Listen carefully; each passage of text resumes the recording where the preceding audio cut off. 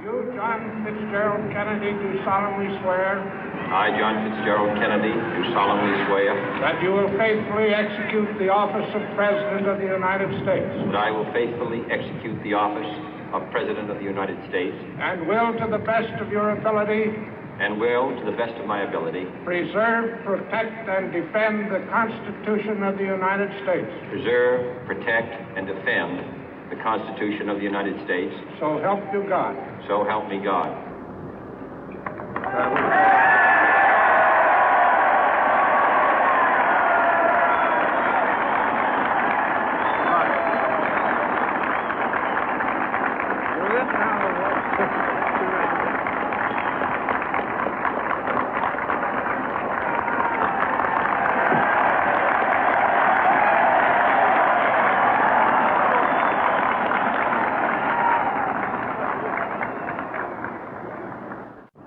Vice President Johnson, Mr. Speaker, Mr. Chief Justice, President Eisenhower, Vice President Nixon, President Truman, Reverend clergy, fellow citizens. We observe today not a victory of party, but a celebration of freedom, symbolizing an end as well as a beginning, signifying renewal as well as change. For I have sworn before you and Almighty God the same solemn oath our forebears prescribed nearly a century and 3/4 ago. The world is very different now, for man holds in his mortal hands the power to abolish all forms of human poverty and all forms of human life. And yet the same revolutionary beliefs for which our forebears fought are still at issue around the globe. The belief that the rights of man come not from the generosity of the state, but from the hand of God. We dare not forget today that we are the heirs of that first revolution. Let the word go forth from this time and place to friend and foe alike that the torch has been passed to a new generation of Americans born in this century, tempered by war, disciplined by a hard and bitter peace, proud of our ancient heritage, and unwilling to witness or permit the slow undoing of those human rights to which this nation has always been committed and to which we are committed today at home and around the world.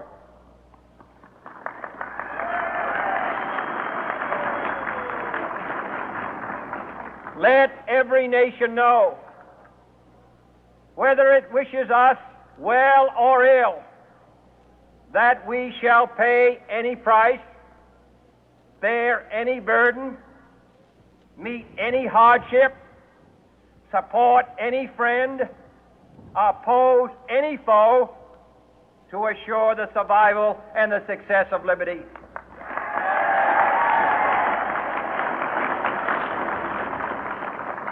This much we pledge and more.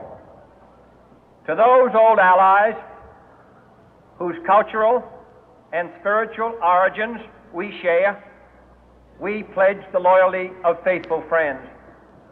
United, there is little we cannot do in a host of cooperative ventures. Divided, there is little we can do, for we dare not meet a powerful challenge at odds and split asunder. To those new states whom we welcome to the ranks of the free, we pledge our word that one form of colonial control shall not have passed away, merely to be replaced by a far more iron tyranny. We shall not always expect to find them supporting our view, but we shall always hope to find them strongly supporting their own freedom, and to remember that in the past, those who foolishly sought power by riding the back of the tiger ended up inside.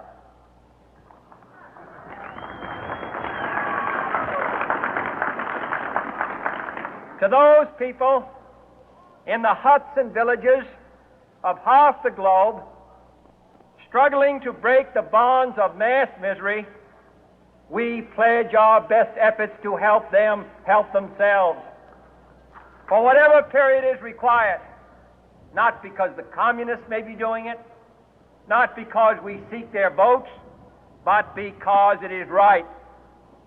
If a free society cannot help the many who are poor, it cannot save the few who are rich.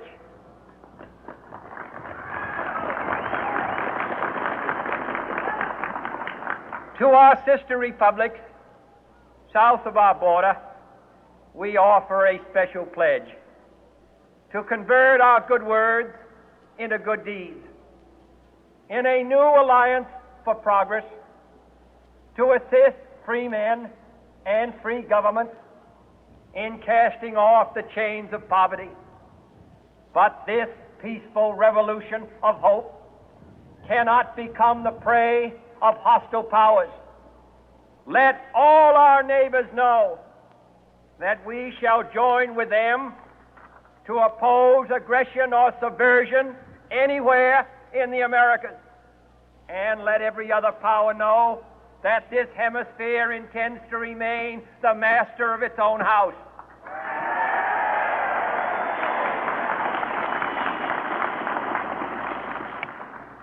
To that World Assembly of Sovereign States, the United Nations, our last best hope, in an age where the instruments of war have far outpaced the instruments of peace, we renew our pledge of support to prevent it from becoming merely a forum for invective, to strengthen its shield of the new and the weak, and to enlarge the area in which its writ may run. Finally, to those nations who would make themselves our adversary, we offer not a pledge, but a request that both sides begin anew the quest for peace. Before the dark powers of destruction, unleashed by science, engulf all humanity in planned or accidental self-destruction, we dare not tempt them with weakness, for only when our arms are sufficient beyond doubt can we be certain beyond doubt that they will never be employed. But neither can two great and powerful groups of nations take comfort from our present course, both sides overburdened by the cost of modern weapons, both rightly alarmed by the steady spread of the deadly atom, yet both racing to alter that uncertain balance of terror that stays the hand of mankind's final war. So let us begin anew, remembering on both sides that civility is not a sign of weakness, and sincerity is always subject to proof. Let us never negotiate out of fear, but let us never fear to negotiate.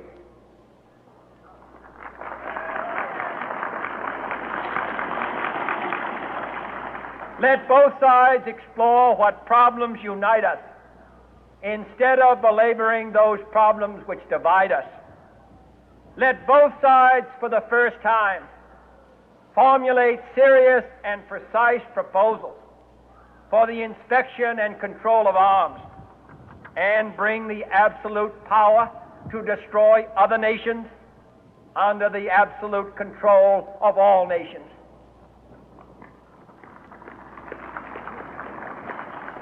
Let both sides seek to invoke the wonders of science instead of its terrors.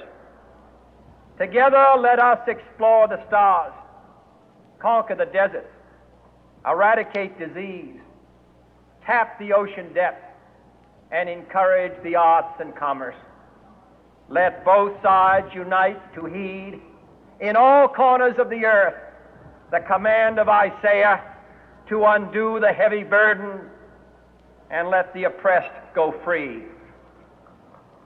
And if a beachhead of cooperation may push back the jungle of suspicion, let both sides join in creating a new endeavor, not a new balance of power, but a new world of law, where the strong are just and the weak secure and the peace preserved.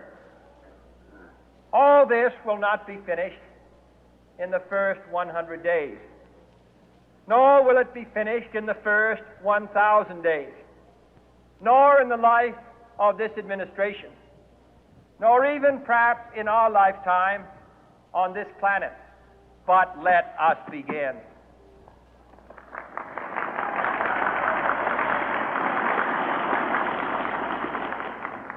In your hands, my fellow citizens, more than mine, will rest the final success or failure of our course. Since this country was founded, each generation of Americans has been summoned to give testimony to its national loyalty. The graves of young Americans who answered the call to service surround the globe. Now the trumpet summons us again, not as a call to bear arms, though arms we need, not as a call to battle, though in battle we are, but a call to bear the burden of a long twilight struggle, year in and year out, rejoicing in hope, patient in tribulation, a struggle against the common enemies of man, tyranny, poverty, disease, and war itself. Can we forge against these enemies a grand and global alliance, north and south, east and west, that can assure a more fruitful life for all mankind? Will you join in that historic effort?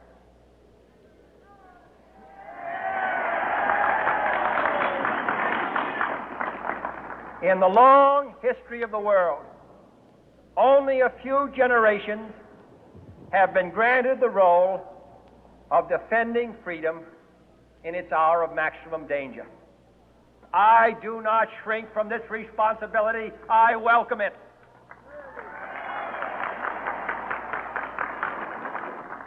I do not believe that any of us would exchange places with any other people or any other generation. The energy, the faith, the devotion which we bring to this endeavor will light our country and all who serve it. And the glow from that fire can truly light the world. And so, my fellow Americans, ask not what your country can do for you. Ask what you can do for your country.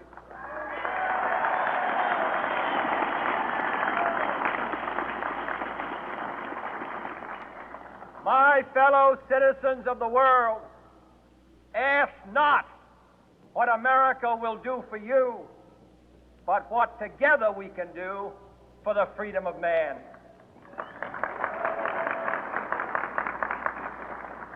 Finally, whether you are citizens of America or citizens of the world, ask of us here the same high standards of strength and sacrifice which we ask of you. With a good conscience, our only sure reward, with history the final judge of our deeds, let us go forth to lead the land we love, asking His blessing and His help, but knowing that here on earth God's work must truly be our own.